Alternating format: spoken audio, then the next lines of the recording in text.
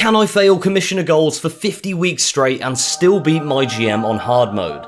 Commissioner Goals ask you to do specific tasks per show and give you free power cards for doing them. And seeing as power cards are incredibly important in mygm mode, not having 50 additional cards for free could be catastrophic. Okay, so going into this challenge, I'm of course going to pick Stephanie McMahon for that extra money. And then also predictably NXT for that delightful fighting champion cheese. For session settings, we're obviously going to make it 50 weeks, and then we'll be facing Adam Pearce and Raw on, of course, hard AI. The draft was then extremely standard. I filtered by stamina and tried to pick the best options in terms of class matchups. So nothing really interesting to tell you here. Going into week 1, the Commissioner goal was ignored and the stage was set for an epic showdown between Ciampa and Edge for the men's title. Then Bayley and Dakota Kai for the women's. Results are in and we have 2 new champions. Okay, interesting start. The ratings aren't great, but it's week 1 and we've had 4 title changes, so surely that's enough to take a lead. Looking back, I was so full of hope, but forgot that in the early stages of a run, it's pretty hard to go ahead. So still ended up 1,000 fans down. Edge is immediately in the DMs crying about losing his title. Don't worry buddy, we'll give you your rematch. Week 2's show kind of booked itself as we rotated the jobbers to save some stamina and had the men's single and tag titles on the line in the opener and main event. So everything was in place going into the show. Jinder and Cedric retained their titles and Edge once again lost to Ciampa and things looked like they were shaping up pretty nicely. That is until... Alright, well hopefully we've overtaken them by a little bit, but... Wait, what? How have they gained that many fans? And just like that, I found myself 9,000 fans down. I knew I had to up my game. So over the course of the next 2 weeks, I set out to do just that. Building up our rivalries for the first pay-per-view and trying to close the gap on the opposing brand. All whilst of course failing every single Commissioner goal. During this time, Ciampa and Bayley retained again and the shows actually started to get pretty good, leaving us with a little bit of hope going into week 5. Ooh, nice. Solid 9,000 fans gained. We should be pretty close now. And yeah, we've scraped it back to about 4,000 fans down, so not too bad at all. This was all well and good, but we still had a big task on our hands.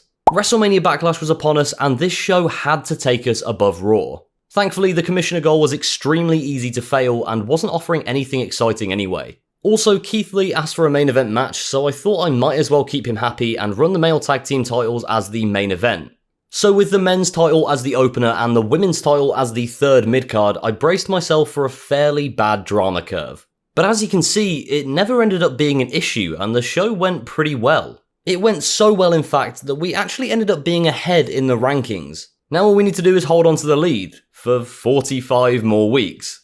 Annoyingly, after this show, both Ciampa and Dakota wanted rematches for their titles, despite both of their rivalries being completed. So we had to go ahead and give them their title shots before we could decide who they were going to be fighting next. Luckily for us, the Commissioner goal was pretty easy to avoid again, and the reward wasn't too great.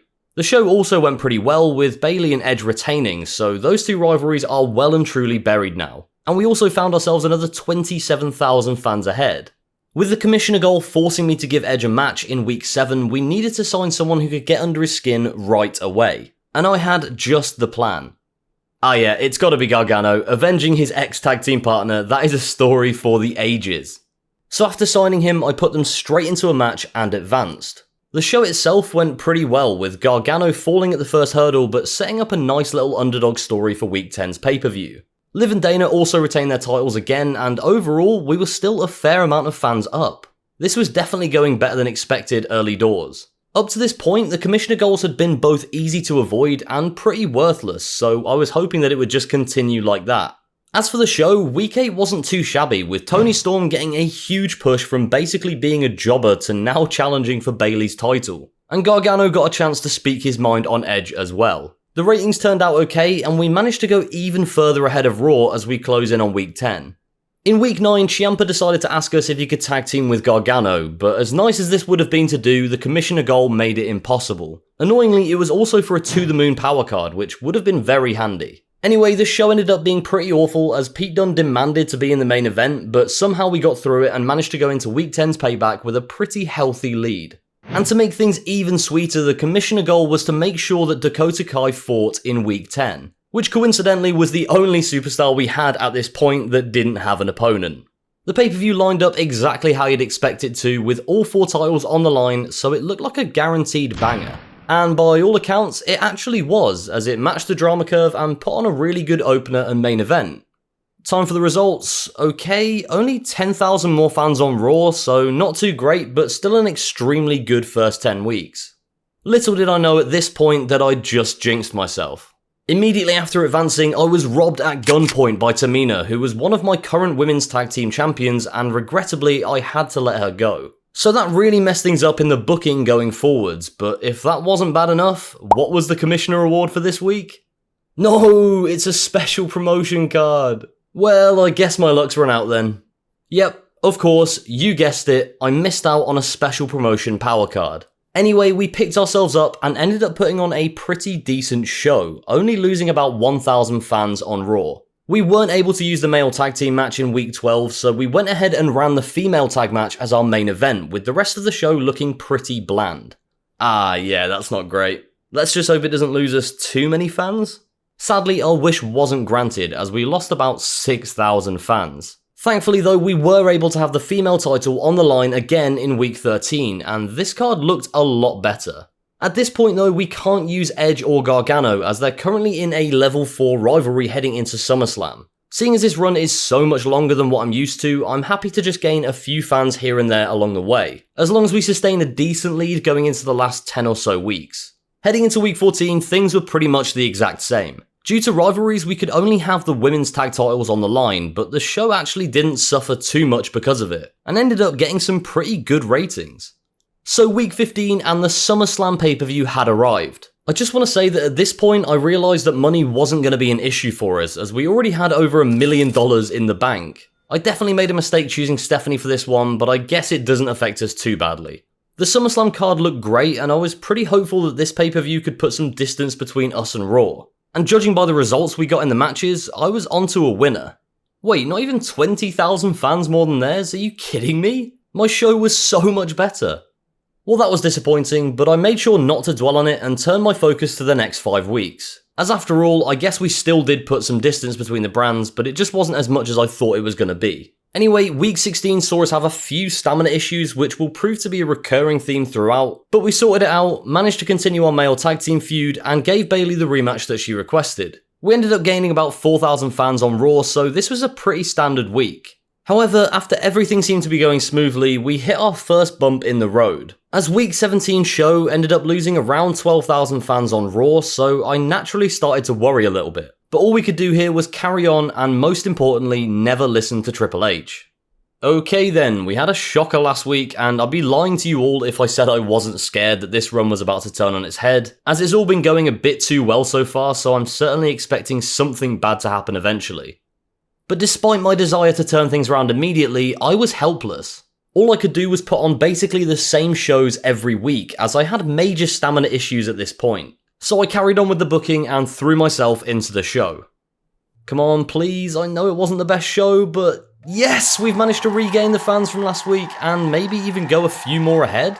So with that brief bump seemingly ironed out, we looked to be back on track in week 19, where we managed to put together a pretty decent show as well. In the end, it only gained us 2,000 fans on Raw, but as I said before, we'll take every extra fan we can get at this point. So Extreme Rules is upon us, and we're currently just under 100,000 fans up, which is great. I'm definitely surprised that we've managed to get such a good position at this stage. I'm just still waiting for the inevitable drop-off in fans, to be honest. It was at this stage that I realised the McMahon Presence power card was basically useless and just went ahead and used it. It was never going to make much of a difference, so why not? The lineup for Extreme Rules saw Edge eventually fight Jinder for the title after weeks of call-out promos, and Toni fight her newest challenger, Chyna. The tag team rivalries are still basically the same, with only Shelton Benjamin being the new face on the scene. All in all, Extreme Rules was another step closer to victory, with us getting about 40,000 more fans than Raw. Everything honestly seemed great, until... Oh, for God's sake man, not another special promotion card we're missing out on. I haven't even seen one available to buy yet, give me a break. Yep, that's right, a second special promotion power card down the drain. This was getting pretty painful. To rub salt in the wounds, our roster was struggling for stamina, so we had to make use of our jobbers for the next few weeks. But we made it work, and amazingly, over the course of the next 4 weeks, we steadily gained fans here and there over Raw, putting on some pretty mediocre shows, but just making sure that we were utilising whatever power cards we had from the store, along with hitting that drama curve every single week. It wasn't pretty, but our main event stars needed a rest. Sure, I threw in some big title matches where I could, but most of the bouts were pretty forgettable. It really was a miracle that we outperformed Raw throughout this period. Although, to be honest, this just shows how overpowered charity promos can be, but I prefer the idea that I'm just good at the game, so we're gonna stick with that.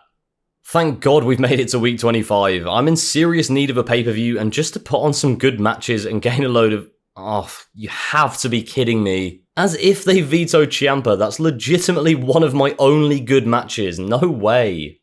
So seeing as Ciampa was my champion, I'm so sorry, we had to make do without our main event. Anyway, the show thankfully still looked alright, or at least better than the absolute trash the fans had been watching in the weeks prior, so I advanced and hoped for the best. Incredibly though, despite our ratings actually being really good, we managed to lose about 40,000 fans on Raw, so this pay-per-view was definitely a wake-up call for the rest of the run. Going into week 26, Edge and Ciampa continued their rivalry after not being able to complete it, and I started a couple new ones by adding Otis to the tag team feud and putting Mickie James up against Bayley. All in all, this show looked pretty good, but I knew that I needed to be consistent if I was going to win. The results came in, and it was a pretty standard week, gaining around 8,000 fans on Raw.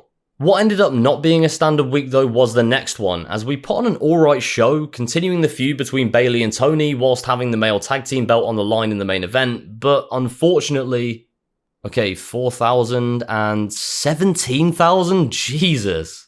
I needed to nip this in the bud quickly, as I couldn't go multiple weeks in a row losing that many fans. So I did everything I could do at this point and put on a nearly identical show to the last 15 weeks. But this time I made sure to have Edge and Ciampa in there, which was definitely my money match throughout this whole run. And hallelujah, it worked. We managed to gain around 7,000 fans back from last week's deficit, meaning that we still sat just under 100,000 fans ahead going into week 29. The commissioner's goal this week was to not put Bayley in a match, and thankfully we were able to. I was worried her stamina was going to be too low, but fortunately that wasn't the case. So she gets a match versus Mickie for the title, and in all honesty, this show looked great. The ratings came in and we smashed Raw out of the park, managing to gain around 11,000 fans on them going into week 30. Now we could go into Hell in a Cell with level 4 rivalries everywhere, 5-star matches galore, and most importantly, we could finally see the finale of Edge and Ciampa's long-winded feud. Right then, on to Hell in a...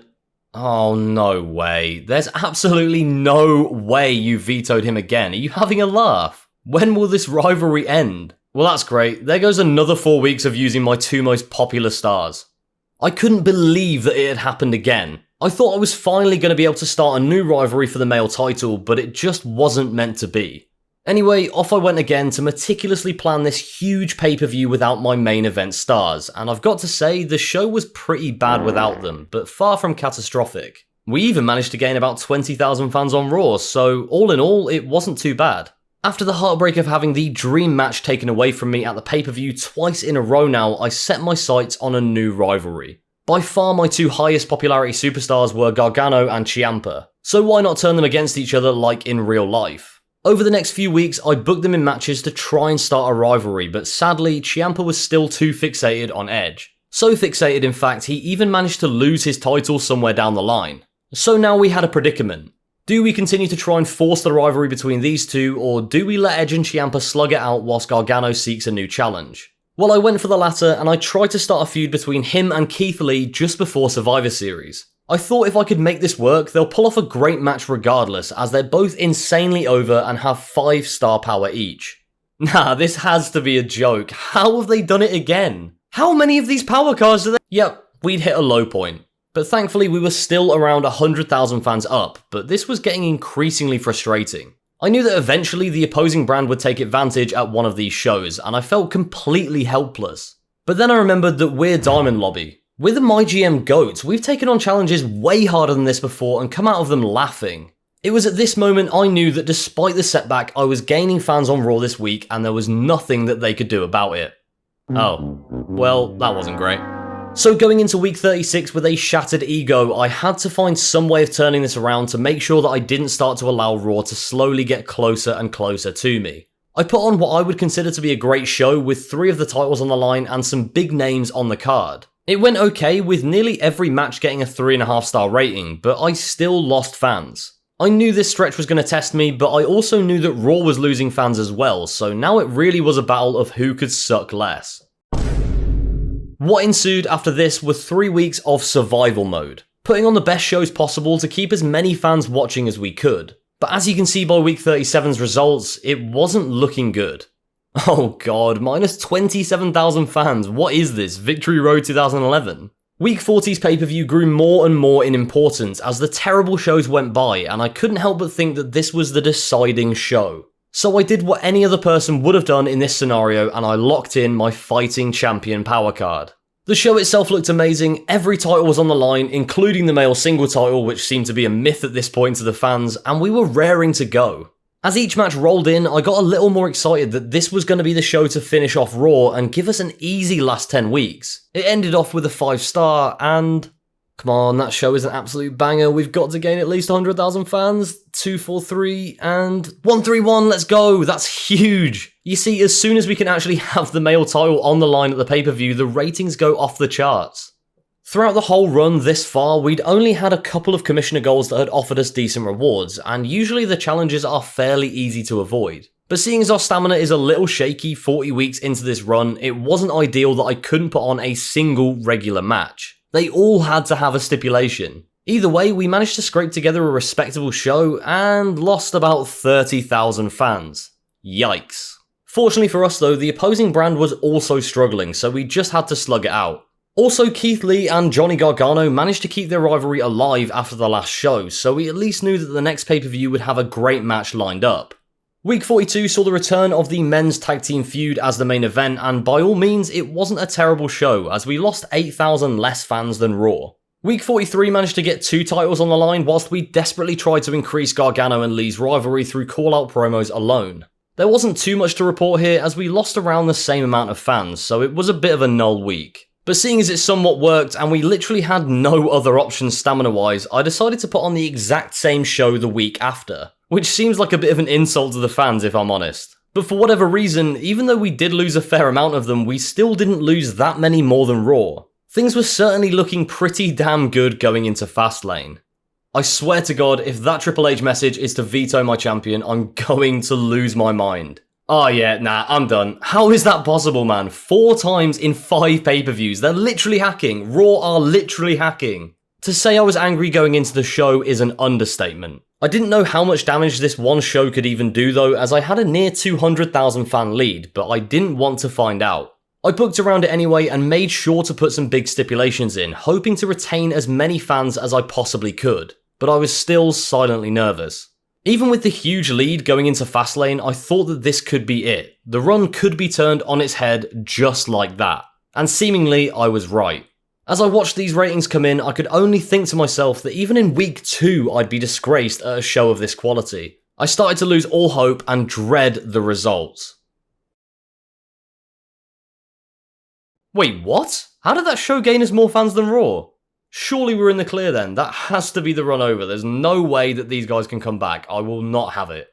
So with a massive grin on my face, I strolled into week 46 without a care in the world. Seeing as Gargano was unable to fight for so long, I'd paired Keith Lee up against Cedric Alexander for that Cruiser vs Giant Cheese. So now I chose Pete Dunne to step up and challenge for the title. Gargano managed to retain and the show was pretty good in all honesty, even if the fans clearly hated it. Ah well, I was still pretty comfortable at this point. Despite being confident though, I really had to patch something together for week 47, as I had 2 male tag team matches on the same card. Along with Kyle though, so the show was bound to be a winner. Minus 36,000 again, and minus 18. Brilliant. Usually after a big hit like that, I'd do everything in my power to make sure that the next show made up for it. But sadly, as you can see, this show reeked as well. I was definitely tempting fate by putting on so many terrible shows back to back to back, but at this stage I really couldn't do much else. We lost another 7,000 fans on Raw and I started to sweat just a little bit. The penultimate week of the entire run was upon us and I wasn't prepared in the slightest.